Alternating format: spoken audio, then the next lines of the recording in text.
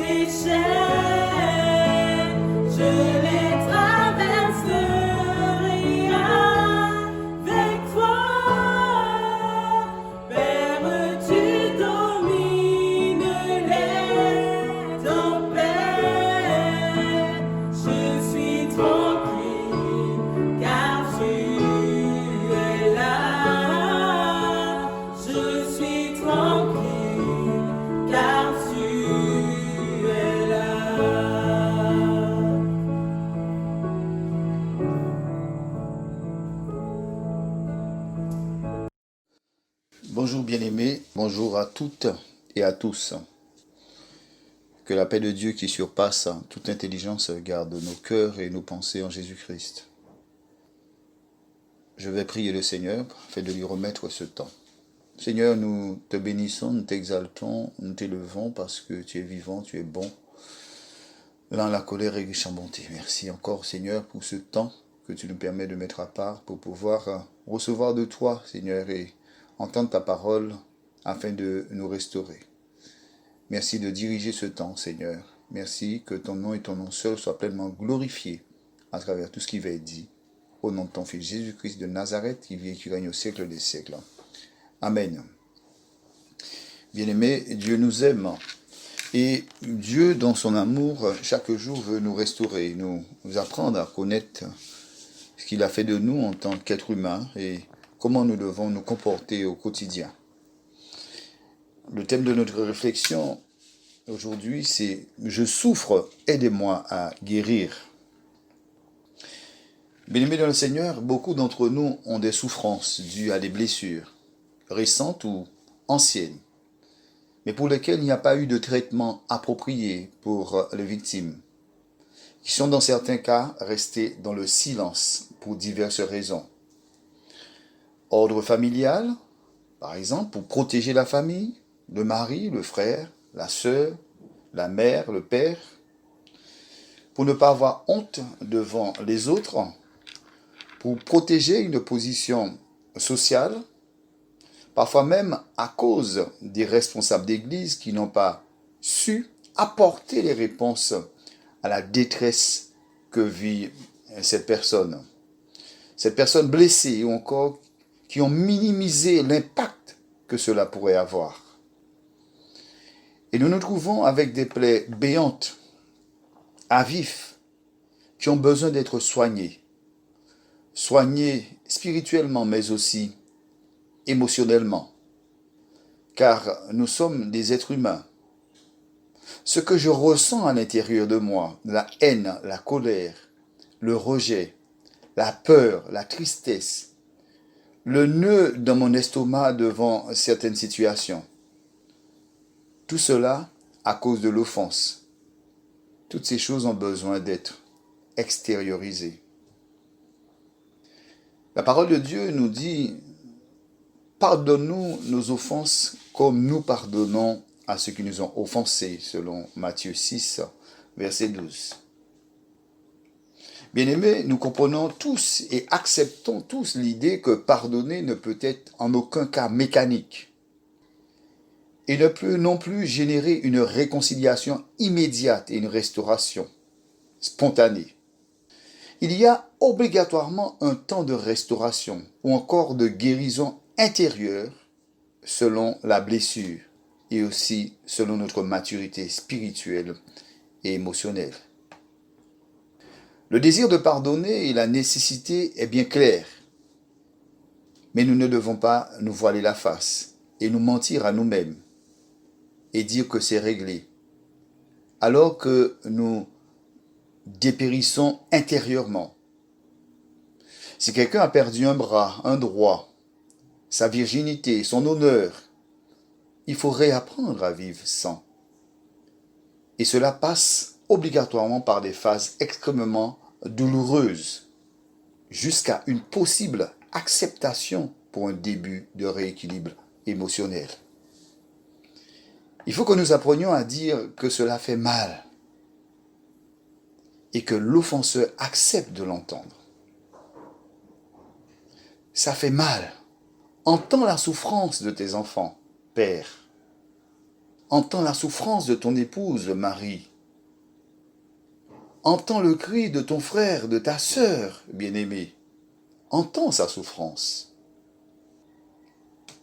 Nous, responsables spirituels, nous devons accepter d'entendre l'expression des sentiments des brebis qui sont en souffrance. Dieu dira, « J'ai entendu le cri de mon peuple d'Israël. » Dieu entend nos souffrances. Nous devons entendre les souffrances de nos bien-aimés. Quand nous nions notre souffrance, puisque culturellement on ne doit pas l'exprimer, L'environnement social ne nous permet pas. Quand nous nions notre souffrance, nos pertes et nos sentiments, année après année, nous devenons de moins en moins humains. Nous nous transformons lentement en coquilles vides avec des sourires forcés. Et à la question, est-ce que ça va, mon frère? Oui, ça va. Est-ce que ça va, ma sœur? Oui, ça va bien. En réalité, nous ne disons pas la vérité. Nous essayons, nous nous efforçons à masquer ce que nous vivons intérieurement. Mais on ne peut pas y échapper. La chose est là et doit être un jour ou un autre être extériorisée. Dieu est capable de nous rééquilibrer émotionnellement, de nous rééquilibrer spirituellement.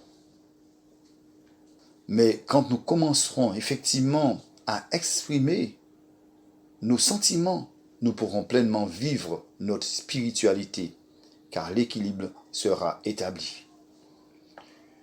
Dieu exprime ses sentiments et nous avons été créés à l'image de Dieu.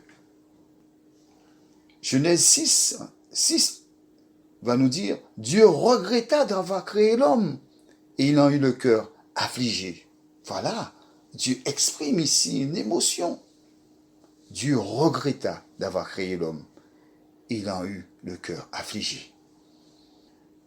Le prophète Ésaïe dira dans le chapitre 42, verset 14, « Je me suis tu longtemps, j'ai gardé le silence, je me suis contenu, mais maintenant, comme une femme qui enfante, je pousse des gémissements. » Nous avons besoin de pousser des gémissements. Nous avons besoin maintenant de ne plus garder le silence devant ce qui nous ronge, ce qui nous fait mal, ce qui plombe notre vie depuis des années. Il faut l'exprimer. Dieu veut que nous l'exprimions. Jérémie nous dira, dans son chapitre 30 au verset 24, « La colère de l'Éternel ne calmera pas. » Oui, la colère de l'Éternel ne se calmera pas. Dieu veut que nous puissions exprimer notre colère. Exprimer ce que nous ressentons. Dieu le veut. Oui, bien-aimés, ce sont des sentiments qui sont aussi en nous. Non exprimés, cela peut nous conduire à des maladies très graves mentalement. Frères, sœurs, amis, je souffre, aide-moi à guérir. Papa, maman, je souffre, aide-moi à guérir. Reconnaître mon offense et la profondeur de la blessure causée dans la vie de l'autre, être sensible au dysfonctionnement que cela peut générer, nous permettra à chacun d'être plus vigilant sur nos actes. Prendre conscience de ce que j'ai fait. C'est lourd. C'est lourd. Quelle est la démarche à entamer immédiatement? Aujourd'hui, à cette heure même, en cet instant, là où tu es, toi qui entends cette parole. Nous sommes là pour adorer le Seigneur, pour entendre sa parole, en esprit et en vérité comme il le veut. La pratique de la vérité veut que je me rende compte que je fais ou que j'ai fait du mal autour de moi et que je dois entrer dans une démarche de restauration active en me repentant de mes actes devant Dieu et devant ceux ou celles que j'ai offensés. Je dois me libérer de cela. Je dois libérer l'autre.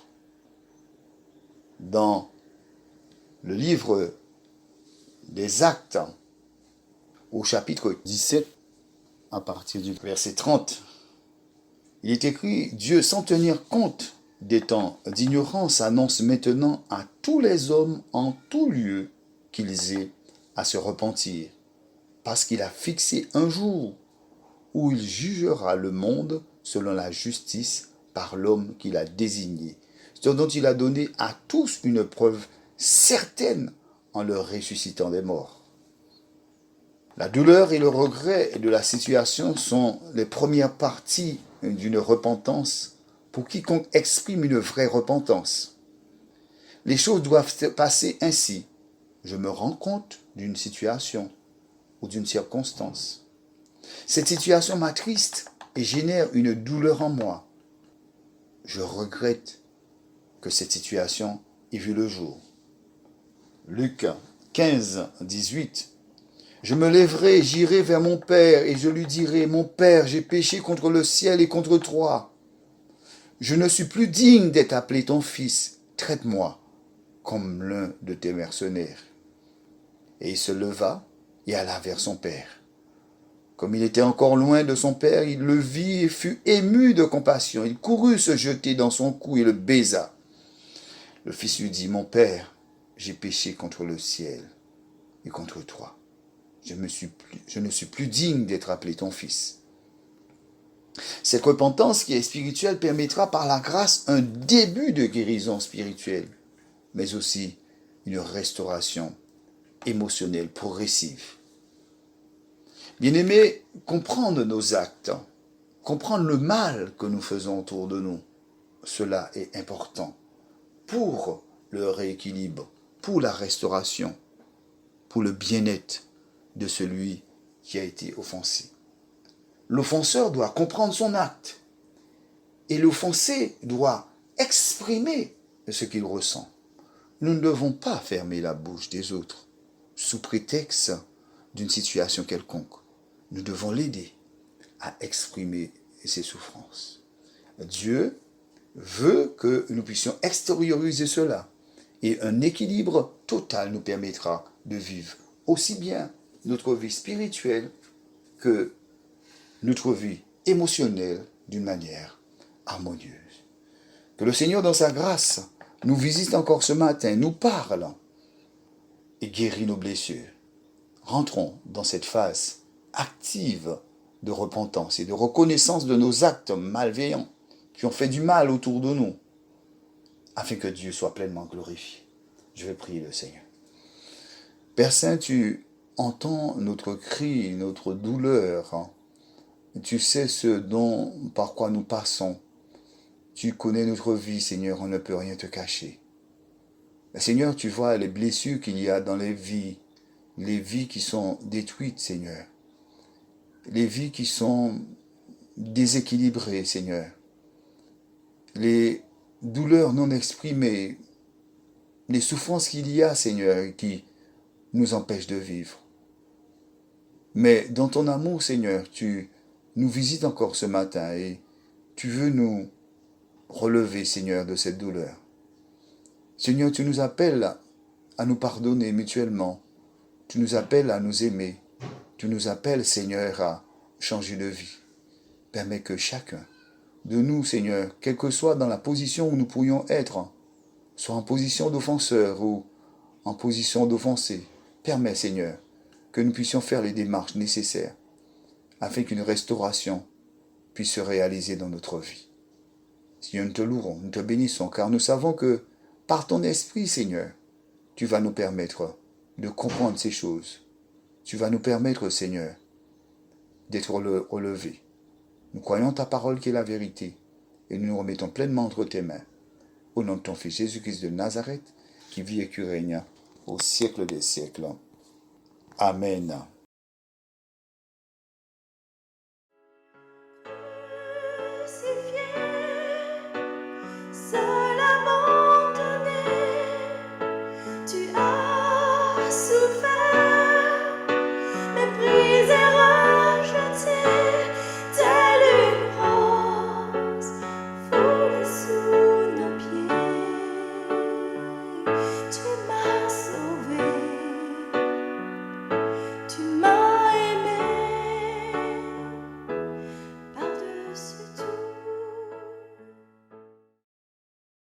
Bonjour frères et sœurs, la grâce et la paix du Seigneur avec chacun de vous. Au moment où nous allons partager le repas du Seigneur, la Sainte Seine, je vous invite à lire avec moi dans le livre de 1 Corinthiens chapitre 11, versets 27 à 29. Car j'ai reçu du Seigneur ce que je vous ai enseigné. c'est que le Seigneur Jésus, dans la nuit où il fut livré, prit du pain, et après avoir rendu grâce, le rompit et dit, « Ceci est mon corps qui est rompu pour vous. Faites ceci en mémoire de moi. » De même après le souper, il prit la coupe et dit, « Cette coupe est la nouvelle alliance en mon sang. Faites ceci en mémoire de moi. Toutes les fois que vous en boirez, car toutes les fois que vous mangez ce pain et que vous buvez cette coupe, vous annoncez la mort du Seigneur jusqu'à ce qu'il vienne. C'est pourquoi celui qui mange le pain et boira la coupe du Seigneur indignement sera coupable envers le corps du Seigneur. Que chacun donc s'éprouve soi-même, et qu'ainsi il mange le pain et boive la coupe. Car celui qui boit sans discerner le corps du Seigneur mange et boit un jugement contre lui-même. Nous voyons que la scène est un signe que Jésus nous a laissé. Il nous rappelle ce qu'il a fait. Il nous a dit, le Seigneur dans la nuit où il fut livré, il nous rappelle ses souffrances, sa mort et le pardon de Dieu dont nous avons en Jésus-Christ. Ce matin, il nous renouvelle l'invitation, l'appel de Dieu au repas du royaume. Il nous invite à vivre maintenant dans l'espérance de la grâce, l'espérance dans ce grand repas que nous prendrons avec lui dans le ciel. La scène manifeste et fortifie la communion que nous avons dans la foi en Jésus-Christ. Nous vivons de la même grâce, de la nouvelle alliance de Dieu avec nous.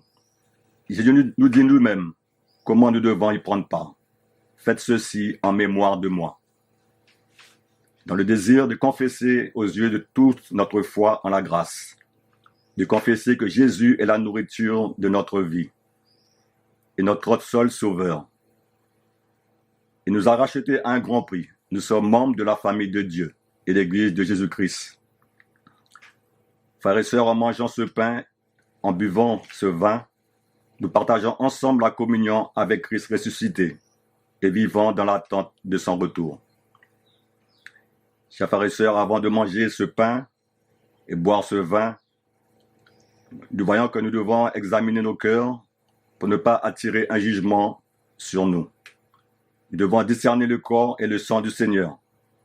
Cela signifie que nous devons avoir un respect. S'il y a une confession à faire, s'il y a un pardon à demander, une réconciliation, faisons-le et venons à la table du Seigneur. Amen. Prions. Papa, nous voulons ce matin, Seigneur, te dire merci, nous voulons te bénir, nous voulons te glorifier, parce que tu es ce Dieu vivant, ce Dieu qui a donné, Seigneur, sa vie sur la croix pour nous. Papa, merci parce qu'à travers ce sacrifice, tu nous accordes la vie, tu nous accordes, Seigneur, ton amour, tu nous accordes, Seigneur, ton pardon. C'est pourquoi ce matin, nous voulons te dire un grand merci, Seigneur, pour ce grand sacrifice que tu as acquis pour nous sur le bois du calvaire. Amen.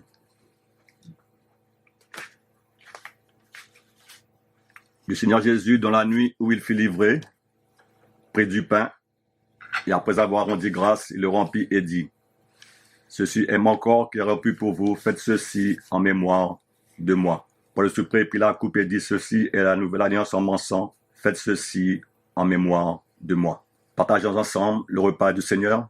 Que Dieu vous bénisse et bon dimanche.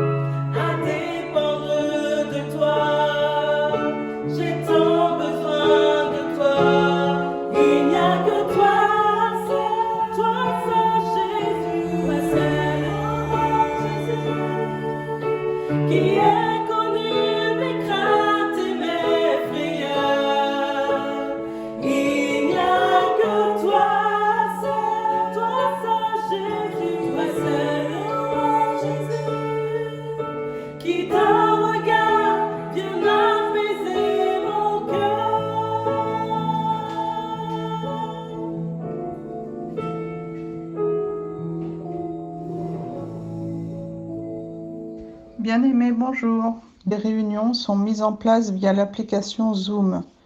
Nous vous encourageons à vous connecter nombreux le mercredi à 18h30 pour un temps d'étude de la parole de Dieu et le vendredi à 18h30 pour un temps de prière. Les identifiants de connexion vous seront communiqués par le secrétariat avant les réunions. Dans l'attente d'un temps pour Dieu dimanche prochain, que la paix et la grâce de Dieu demeurent avec nous. Ô Seigneur, celui qui demeure sous l'abri du Très-Haut repose à l'ombre du Tout-Puissant.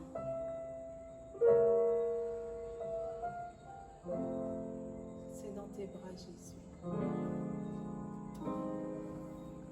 C'est dans tes bras, Jésus, que je trouve le réconfort. Je n'ai plus peur de rien quand je suis blottie dans tes bras. C'est dans tes bras, Jésus, que je trouve le réconfort. Je n'ai plus peur de rien quand je suis blottie dans tes bras. C'est au pied de ta croix, Jésus, que je trouve le réconfort. Je n'ai plus peur de rien, je n'ai plus peur de rien quand je suis blottie dans tes bras. C'est dans tes bras, Jésus, que je me réconforte malgré les difficultés, malgré les soucis, malgré ce qui se passe autour de nous. Oh Seigneur, nous avons l'assurance qu'auprès de toi, tout va bien. Malgré les épreuves, tu es avec nous. Oh, tu es avec nous dans la fournaise. Tu es avec nous dans la fosse au lion. Alléluia, Jésus. Merci, Jésus. Merci pour tes bras d'amour. Alléluia.